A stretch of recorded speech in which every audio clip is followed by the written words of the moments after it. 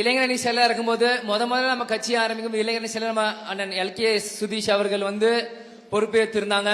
அவங்களும் பிறகு நல்ல தம்பி அண்ணன் இந்த இவ்வளவு நாள் இந்த அணிக்காக பொறுப்பேற்றுட்டு இருந்தாங்க. இன்னைக்கு நான் ஒயிட் அண்ட் ஒயிட்ல இருந்தேன்.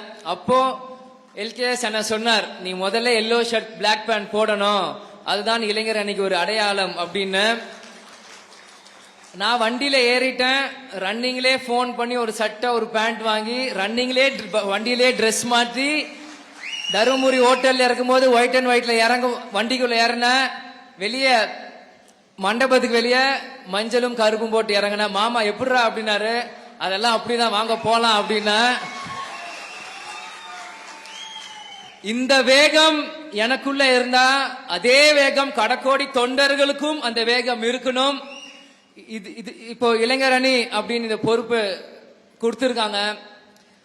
நம்ம சிவகுழந்தை சொன்ன மாதிரி கேப்டன் இல்லாமல் இந்த செயற்குழு பொதுக்குழு இருக்கும்போது எல்லாருக்கும் அந்த வருத்தம் இருக்கு. எப்பயுமே ஒண்ணு சொல்லுவாங்க, இரண்டாவது மகன் தந்தைக்கு முதல் மகன் தாய்க்குன்னு. ஷம்மு சினிமா நடிக்கிறத கேப்டன் பார்த்துட்டாரு. ஆனா இந்த விஜயபிரபாகர் பொறுப்பேற்ற தாய் மூலியமா தான் இருக்கணும் அப்படின்னுக்காக தான் இது எங்க அம்மா மூலியமா இந்த பொறுப்பை நான் ஏத்திருக்கேன் நான் நினைக்கிறேன். அது உண்மையிலேயே எனக்கு ஒரு சந்தோஷமான விஷயம்.